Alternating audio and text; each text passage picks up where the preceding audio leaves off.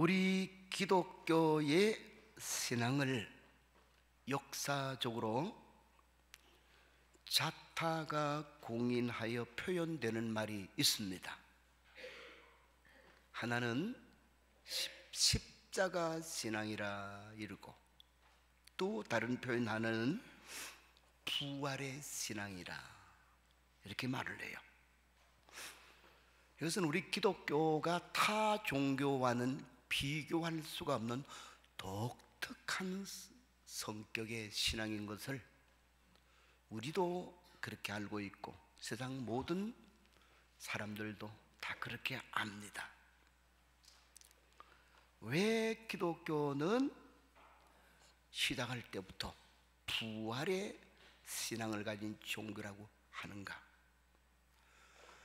그것은 예수님의 부활을 목격한 사도들과 또 모든 그리스도인들이 이 땅의 모든 사람들에게 복음을 전할 때 항상 그 사실을 전하고, 모진 핍박과 어려움들이 있었지만은 불사하고 그 신앙을 양보하거나 부인하는 데는 참여하지 아니하고, 나는 우리 주 예수님의 부활과 그를 믿는 우리 모든 사람들의 부활을 믿습니다 외쳤기 때문에, 심지어는 죽어가면서도.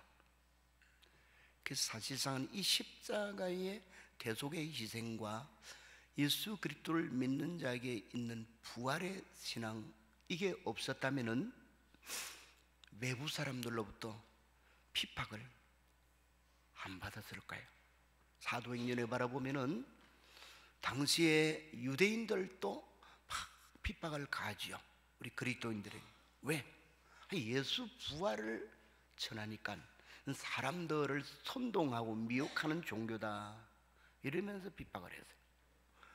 이방 사람들도 그들의 종교와 비교할 때 십자가의 대속과 예수님의 부활을 전하니 그들의 이방 종교에 물들어 있던 그들의 삶의 습관, 또 그 사회의 풍토와는 반대가 되는 거예요.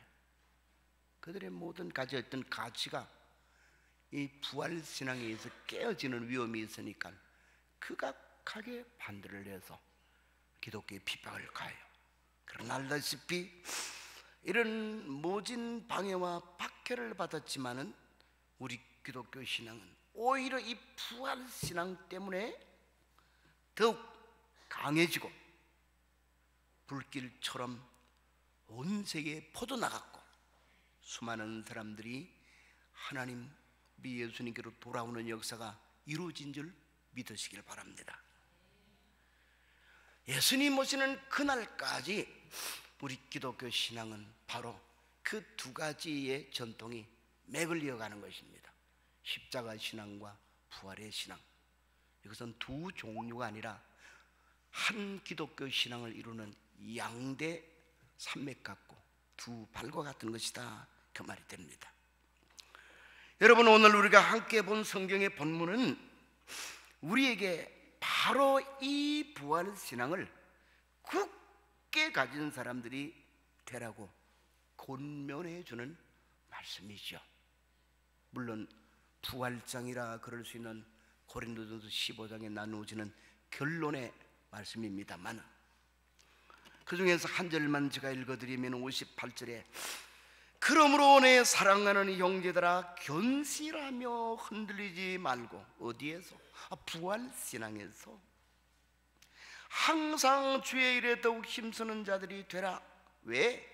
이는 너희 수고가 주 안에서 헛되지 않은 줄 알미라. 부활의 그날에 상이 있다, 그 말. 오늘은 이 뜻깊은 주의 부활절에 이 본문의 말씀을 중심으로 부활 신앙을 굳게 가진 사람, 그런 사람이 되자, 이런 제목을 가지고 말씀을 나눌 때 하나님께서 일평생 잊지 못할 가슴에 새겨지는 말씀이 되기를 주의 이름으로 축원합니다. 이 부활 신앙은 역사적인 선상에서 구체적으로 나누어 우리의 삶에 적용시키기 위해서는 세 단계, 세 요소로 연결을 시킬 수 있습니다. 시제를 가지고 부활신앙은 과거의 요소를 가지고 내게 어떻게 접목을 시킬 것인가, 현재적 주시는 교훈으로 내게 어떻게 접목이 되어야 될 것인가, 미래적 요소로 어떻게 접목이 되어야 될 것인가, 그런 점이에요. 다르게 말하면은 이 부활에는 과거적 부활이 있다, 현재적 부활신앙이 있다, 미래적 부활신앙이 있다. 그래서 우리는 과거, 현재, 미래에 걸친 부활신앙을 굳건히 가져야 된다, 이럴 수 있어요. 자, 그렇다면 첫 번째로 과거적 부활신앙이라는 것은 어떤 것일까요? 그것을 굳게 가진다는 것은 어떤 자세를 말하는 것일까요? 과거적 부활이라는 말은 우리가 과거에 살아서 과거의 부활신앙을 가졌다, 그런 말이 아니고 우리 주 예수 그리스도의 2000년 전의 역사적인 부활, 그 사실을 굳게 믿는 신앙이라 그 말인 줄 기억하시기를 바랍니다. 우리는 이 과거적 예수님의 부활을 내 신앙에 접목시키기 위해서 하는 작업이, 우리가 기도식 약식 예배 말고는 거의가 신앙 고백을 드려요. 심지어는 약식 예배를 드릴 때도 신앙 고백으로 예배를 시작한다 그래도 관이 아닙니다. 그 속에서 고백하는 핵심 내용 중에 하나가 뭐냐면은 예수님을 향해서 말씀하기를 십자가에서 못 박혀 죽으시고 장사한 지 사흘 만에 죽은 자들 가운데서 다시 살아나셨으며, 완료요, 다 이루어진 일이다, 그 사실을 믿는다고 고백하는 것이 살아나셨으며. 그러세요. 우리가 믿는 예수 그리스도의 부활은 앞으로 이루어지는 상이 아니고 이미 완성이 됐다, 2000년 전에. 오늘 본문에 조금 앞 토막이 된 부분에서도 고린도전서 15장 20절에는 이렇게 말하지요. 이제 그리스도께서 죽은 자 가운데서 다시 살아나서 잠자는 자들의 첫 열매가 되셨도다. 과거 부활의 사건을 선언하고 있는 것이죠. 물론 이 고린도전서는 1세기를 넘어가지 아니해서 써진 것입니다만은 그래도 예수님이 부활하신 그 이후 몇십 년이 지나간 뒤에 우리에게 전하고 있는 말씀입니다. 아울러서 예수님의 부활은 역사의 시간선상에서 이루어진 일이면서도 그것은 예기치 않았던 일인데, 생각도 못했던 일인데 갑자기 막 놀랍게 나타나는 현상이냐? 아니요. 이미 상당히 오래전인 구약시대부터 예수님의 부활은 예고된, 하나님의 종들을 통해서 예언된 사실이라는 것이, 그래서 그 예언이 성취됐다는 것이. 사도행전 2장에는 바라보면은 오순절날 성령의 충만함을 받았을 때 많은 군중들이 이 예루살렘 교회가 성령 받아 충만하여 신비한 그런 모습을 지니니까 막 떼거리로 몰려왔어요. 수천 명이. 그들은 생각하기를, 수군거리기를, 저들이 술 먹고 취했는가 보다, 이 붉은 대낮에 저 무슨 짓이냐, 막 기도하고 동성으로 기도하고 하나님을 찬양하는 모습을 보니까 제정신이 아닌 것 같아. 그때 베드로가 그 가운데서 벌떡 일어나서 여러 가지 그 현상에 대한 증명을 설교를 하죠. 그러는 가운데 그 부분에 보면은 시편 16편 10절로 13절까지 나오는 말씀을 인용한 설교의 끝마무리 부분을 해요. 과거에 하나님께서 다윗의 입을 통해서 이렇게 말씀하셨다는 거예요. 그게 뭐냐?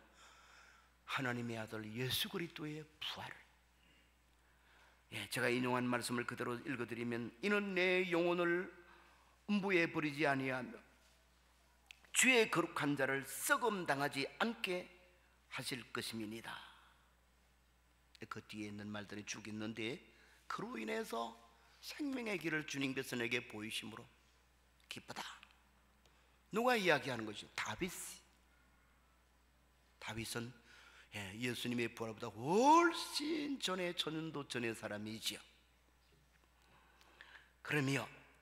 그래서 다윗을 비롯해서 예수 그리스도의 부활에 관한 것은 여러 선지자들이 예언을 했어요.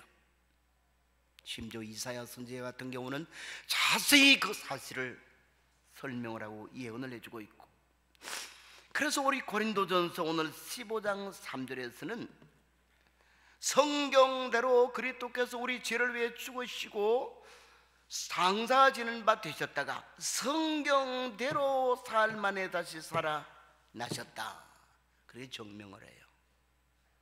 갑자기 생각지도 안 했는데, 알지도 못한, 그 전에 알려준 것도 없는데 이루어진 일이 아니, 하나님의 구원 계획 속에서 메시아가 오시고 우리를 위해서 어떤 고난을 당하시고 죽임을 당할 것이지만은 반드시 살아난다는 것을 발표를 하고 있는 거지. 그래서 성경 예언한 대로 된 것이 예수 그리스도의 부활이라는 거지.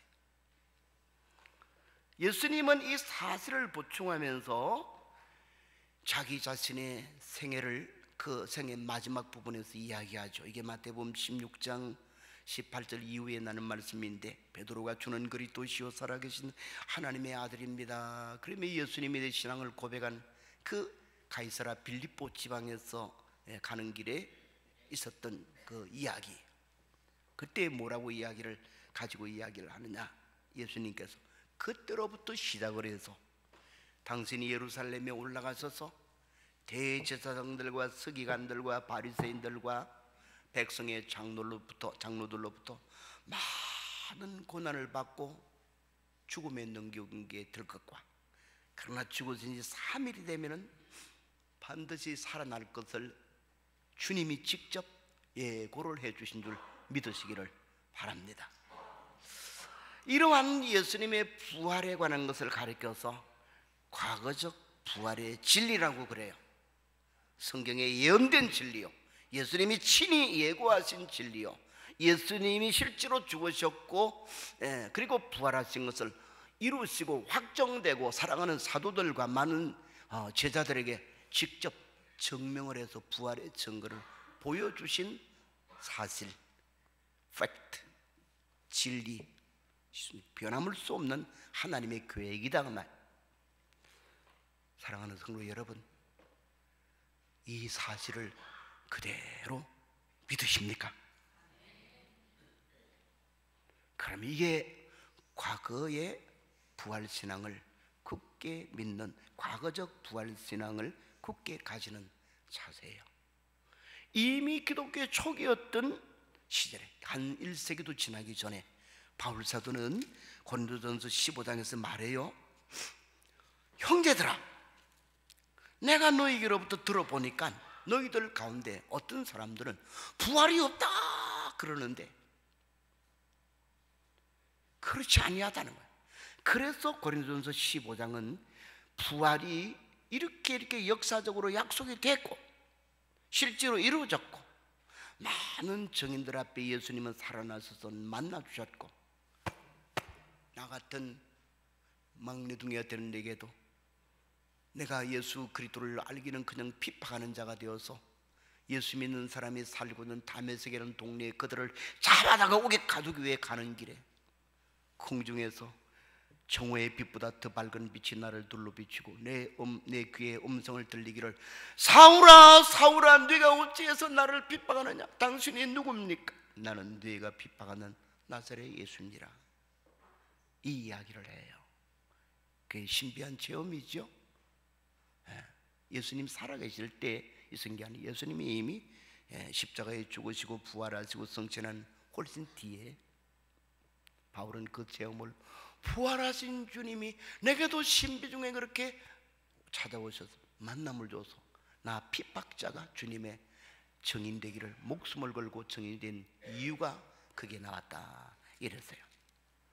오늘날도 예수님의 역사적 부활을 부인하는 이름은 그리스도교라고 이야기하고 그리스도교에 속한다고 주장하는데 이단들이 많이 있어요.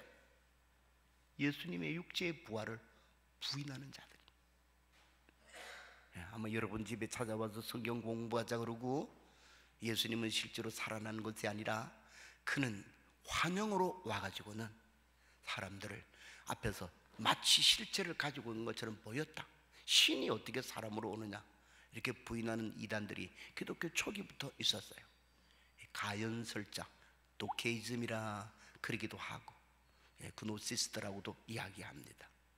가연설자, 예수님이 육체로 죽으셨다가 부활하심을 부인하는 자요.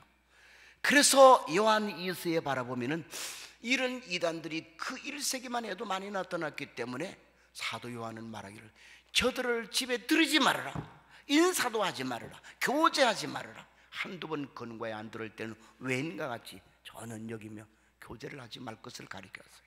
예수님의 부활을 반대하고 부인하는 자들이니까 이것이 적 그리스도신이라, 적 그리스도니라 하고 극히 주의를 시켰어요.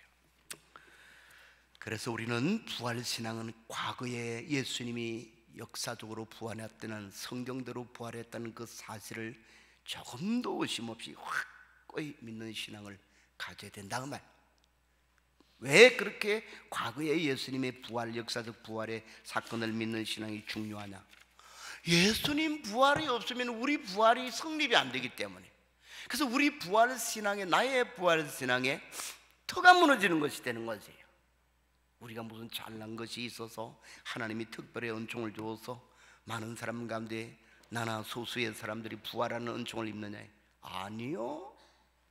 우리 공로 하나도 없지만 우리 주 예수 그리스도의 부활이 그 기초를 이루어서 누구든지 주를 믿는 자에게는 나는 부활이요 생명이니 나를 믿는 자는 죽어도 살겠고 말씀하신 줄 믿으시기를 바랍니다. 예수 부활 곧 나의 부활이 되는 것이. 두 번째로 부활신앙은 현재적 부활신앙을 말하는 부분도 있다. 그걸 굳이 가져야 된다 그 말이 돼요. 현재적이라는 말의 이 시제는 역사선상에 예수 그리스도를 믿는 모든 사람들에게는 그 사람들이 살고 있는 그때가 그 사람에게는 현재예요. 그럼 물어보십시다. 오늘 우리에게 현재는 언제입니까? 지금 우리 눈이 뭐하고 있는 시간이에요? 떠 있는 순간, 우리의 호흡이 뛰고 있는 순간, 우리가 살아있는 지금. 우리는 예수님의 부활을 근거로 해서 현재의 부활 신앙을 굳게 가져야 된다 그 말은 현재 내가 살아있는 동안에 이 부활은 어떤 의미와 적용의 은혜를 베풀어 주시는가 그 문제를 다루는 거지. 한 번 더 물어볼까요? 부활하신 예수님은 지금 어디에 계십니까? 요사이는 천체 학도 많이 발달이 돼서 이전에 안 보이던 별도 보고 또 그 별의 더 깊은 세계도 계시되고 그래요. 그다음에 그 별 중에 한 군데 예수님이 가 계시는 거예요.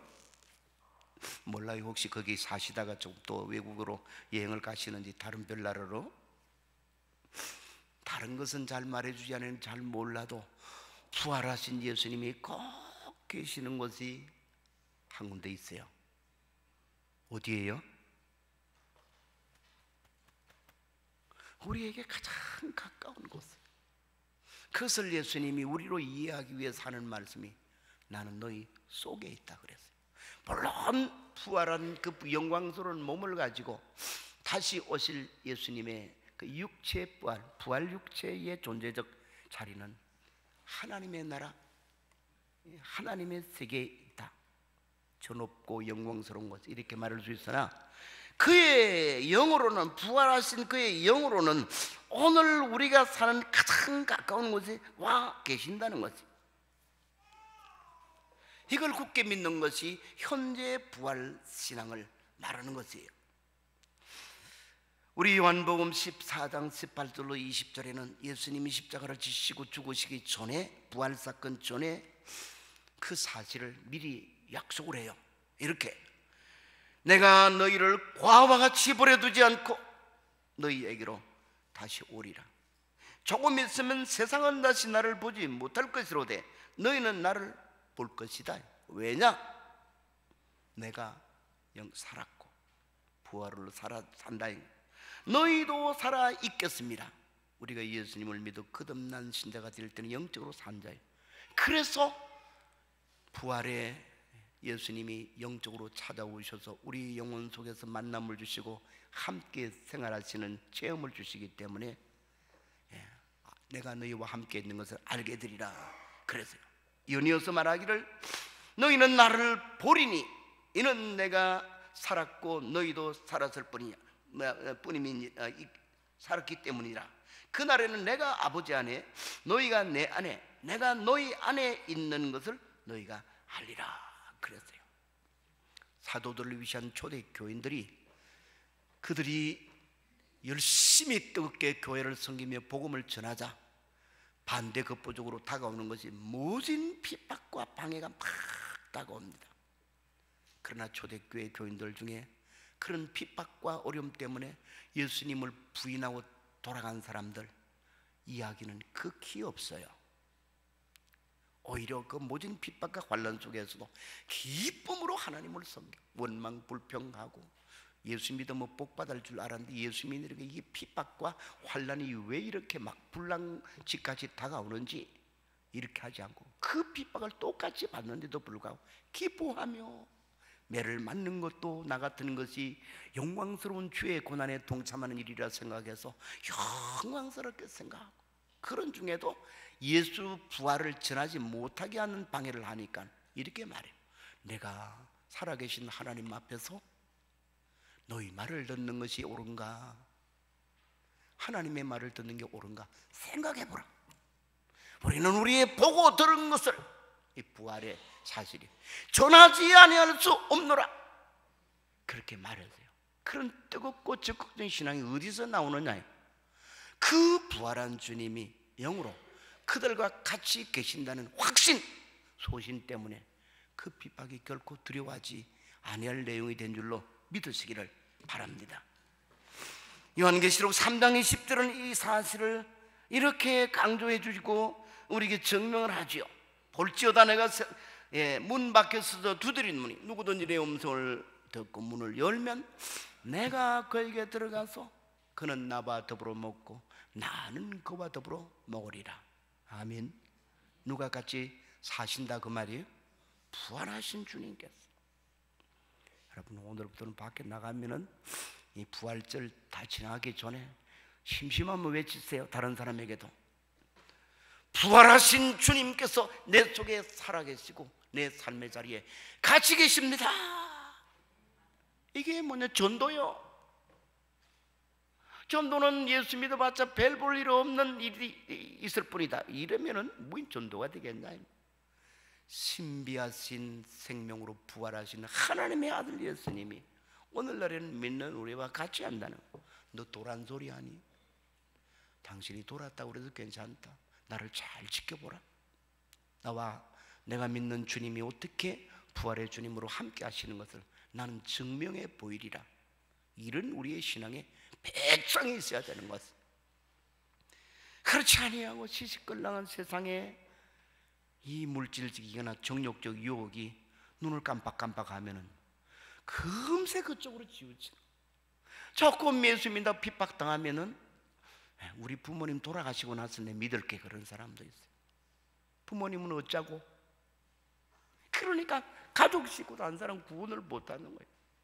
부모의 핍박이 두려운 게 아니라 부모의 영혼이 불쌍하잖아요. 내가 믿는 예수님을 알지 못해 부활의 소망을 안고 천국의 소망을 안고 하늘나라 가야 되겠는데 그런 거 아무것도 없이 죽어가는 걸 보고 내 부모 죽으면 예수 믿겠다. 그러면은 속에 감춰 있는 뜻이 뭐예요? 빨리 죽으시오. 그래야 내가 교회를 갈 거 아니에요. 부모 구원하고자 하는 마음이 아니라 부모 빨리 죽기를 소원하고 하나님이요 이 밤에 잡아가소서, 이 밤에 데려가소서. 그런 거나 똑같아요. 부활신앙, 오늘의 부활신앙이라는 것은 부활하는 그 주님이 오늘 나와 같이 계신다. 살아계셔서 나를 범사에 두시기를 원하신다. 잠시라도 우리를 주의 손에서 놓치지 아니하신다. 그리고 나를 통해서 그 권능과 영광을 드러내기를 원하신다. 이 사실을 굳게 믿는 신앙이 현대의 부활 신앙인 줄 믿으시길 바랍니다. 사도들이 가는 곳곳마다 복음의 놀라운 능력이 나타났어요. 그걸 성경은 사도행전을 뭐라고 표시하냐? 주의 손길이 함께 하더라 그래요. 부활하신 주님이 영적으로 그 손을 가지고 일하시듯이 역사하심에 부활의 증거를 나타내 보이더라. 그러니까 더 힘있게 목숨을 걸고 복음을 전할 수가 있게 되죠. 마지막 말씀입니다. 세 번째로는 우리의 부활 신앙은 미래와 연결이 되어 있습니다. 그래서 미래적 부활 신앙을 굳게 가져야 한다는 것입니다. 오늘 우리가 읽은 고린도전서 15장의 본문의 말씀 50절부터 나온 말씀은 이 시대를 가지고 나누면 이 마지막 번째에 초점을 주로 맞추고 강조한 말이 돼요. 그래서 51절을 제가 다시 한번 읽어보면, 보라, 내가 너에게 비밀을 말하노니 우리가 다 잠잘 것이 아니요 마지막 나팔의 순식간에 후련히 다 변화되리니 나팔 소리가 나며 죽은 자들이 썩지 아니할 것으로 다시 살아나고 우리도 변화되리라. 아멘. 이것을 가리켜 미래에 우리가 죽을지라도 우리가 다시 살아날 것을 가리키는 성도의 미래 부활을 가리키는 것입니다. 때로는 어떤 사람은 죽지 아니하고 주님 오실 때를 맞이할 수도 있을 것입니다. 그러나 죽음과 죽지 아니한 것은 별로 차이가 없어요. 왜? 죽은 자가 새 몸 입고 부활하는 것처럼 주님이 오실 때는 우리 살아남은 자도 그 몸이 아니고 변화가 되어서 죽은 자가 부활의 몸을 입은 것처럼 똑같이 변화된 부활의 몸을 입고 주님을 맞이할 것을 가리켜요. 예수님의 재림의 날에 만약에 우리의 생명이 예수님을 믿어도 이 땅에 사는 길다면 뭐 지금은 나이들을 조금씩 더 사시는 것 같아서 100살 산다고 그럴지라도 그래도 그게 얼마나 긴 거냐. 영혼에 잇대어진 시간과 우리의 인생이 100년 사는 것을 비교를 해보면 이건 긴 손에 찍은 점 하나의 순간보다도 못돼. 영혼의 시간에 비교하면 예수님 안에서 예수님을 믿는 우리에게 주시는 생명, 부활로 이루어지어 얻게 되는 생명은 성경 그대로 말하면 영생이라고 그러죠. 그 말을 그대로 번역을 하면 끝이 없는 생명, 이터널 라이프, 끝이 없는 영혼에. 이런 생명이 피조물에 어디 있을 수 있느냐? 있을 수 없어요. 근데 주시는 거예요. 예수님을 믿는 자에게. 왜? 하나님의 지극한 사랑의 대상이 되어서 하나님 안에만 있는, 절대자 안에만 있는, 신 안에만 있는 생명이 영생의 생명인, 조회의 생명인데 그걸 하나님의 아들이신 예수님 안에도 갖고 계셨고 그 예수님이 우리 위해 죽으심과 부활을 통해서 믿는 우리에게 당신 안에 있는 생명을 지난주에 성찬식을 할 때 설교를 한 것처럼 우리에게 나누어 주시는 거예요. 그래서 여러분과 오늘 우리가 부활의 예수님을 믿을 때 우리 속에 갖게 되는 생명은 이 아직도 연약하고 초라하게 작으면 생명이 연장선상에 1년 더 살고 2년 더 살고 이런 것이 아니에요. 다시는 죽을 수가 없고 다시는 썩을 수가 없고 다시는 더러워질 수가 없고 다시는 쇠하거나 낡아질 수가 없는 영광 찬란한 영원한 생명인 줄 믿으시길 바랍니다. 그런 것을 가지고 영원히 살아갈 수 있는 복된 삶이 되게 하는 것이 우리의 죽을 몸도 주님이 다시 살리는 것이에요. 고린도전서 15장 53절 그 내용을 이렇게 말하지요. 이 썩을 것이 반드시 썩지 아니할 것을 입겠고 이 죽을 것이 죽지 아니함을 입으리로다. 43절로 44절에 꼭 영유해서 가면 이런 말로 같은 내용을 더 자세히 말해줍니다. 욕된 것으로 심고 영광스러운 것으로 다시 살며 약한 것으로 심고 강한 것으로 다시 살며 육의 몸으로 신령한 율과의 몸으로 심고 신령한 몸으로 살아나리라. 아멘. 극한 대조를 이루는 거지. 가끔은 저도 이렇게 생각해요. 내가 지금보다는 키가 한 15cm, 20cm만 더 컸으면은 그래도 나도 좀 폼이 있을 건데 다리도 좀 길쭉하고 어떻게 크다가 그냥 중간에 멈춰버린 것이 되어서 키만 조금 가도 좀 목사라도 다 앞에 서서 건들건들하면서 뭐 좀 멋있게 보여서 교인도 더 많이 늘었을 건데 저는 그 정도지만은 여러분 가운데는 어떤 사람이 그랬어요. 목사님, 나는 내 얼굴이 영 만족스럽지 않아요. 왜 이렇게 우리 엄마 아버지가 못나게 만들어 가지고는 나를 좋다고 뒤따라다니는 사람은 하나도 없지요. 여러 가지 이제 아쉬운 것을 말하지요. 어떤 사람은 태어날 때부터 병약한 사람도 있고 심지어는 지체 장애인들도 있잖아요. 그러나 부활의 그날이 와서 우리의 몸이 변화되면 부끄럽고 욕되고 또 연약하고 이런 모든 것은 다 사라지고 우리 주의 영광스러운 부활의 몸처럼 완벽한 자랑스러운 모습으로 그날 우리가 새 존재를 잊게 될 줄 믿으시길 바랍니다. 그런 표현이 욕된 것으로 신고 영광스러운 것으로 거두게 되고 약한 것으로 신고 강한 것으로 거두가 되고 죽을 몸이 죽지 아니할 몸이 될 것이며 여러 가지 표현을 해요. 이것이 우리 주 예수님이 오실 때 미래에 이루어질 우리의 부활인 줄 믿으시길 바랍니다. 그래서 우리는 이 땅에 살아가는 지금 삶, 신앙을 깨닫고 믿고 사는 삶은 군인들이 훈련소에서 훈련받는 것과 마찬가지. 그것도 비교가 좀 아쉽지요. 예수 그리스도를 이 땅에 있는 동안에 열심히 잘 믿고 살아갈 때 우리는 영광스러운 몸을 입을 것이기 때문에 오늘 본문은 마지막으로 이렇게 권면합니다. 58절. 그러므로 내 사랑하는 형제들아 견실하며 흔들리지 말며 항상 주의 일에 더욱 힘쓰는 자들이 되라. 이는 너희 수고가 주 안에서 헛되지 않은 줄을 알미라. 주 안에서 부활의 새 몸을 입을 때 이 땅에 있는 동안에 우리가 믿음에 굳게 서서 떳떳하게 살아간 모든 삶, 최선을 다해서 사명을 감당한 삶에는 영광의 그 몸 위에 씌워줄 면류관이 있다는 거예요. 상급이 있다는 거예요. 그래서 우리는 주님이 오신 그 한 날, 그날 내가 변화되어서 부활의 몸을 입을 그 한 날, 그날이 우리에게는 D-Day인 거예요. 드데이가 되는 거죠. 다른 날과 비교할 수 없는 그 위대한 날을 맞이하게 될 줄 믿으시길 바랍니다. 우리 모두에게는 그날이 부끄러운 D-Day가 되어서는 아니 됩니다. 너무너무 가슴 설레이고 기쁘고 감격스러운 날이 되어서 주여 그날을 그 한 날을 기다리며 살아갈 수 있는 저희가 되게 해 주옵소서. 올해의 이 부활절이 이런 과거, 현재, 미래적 부활 진리에 굳게 선 부활 신앙이 강해지는 은혜의 절기가 되기를 주의 이름으로 축원합니다.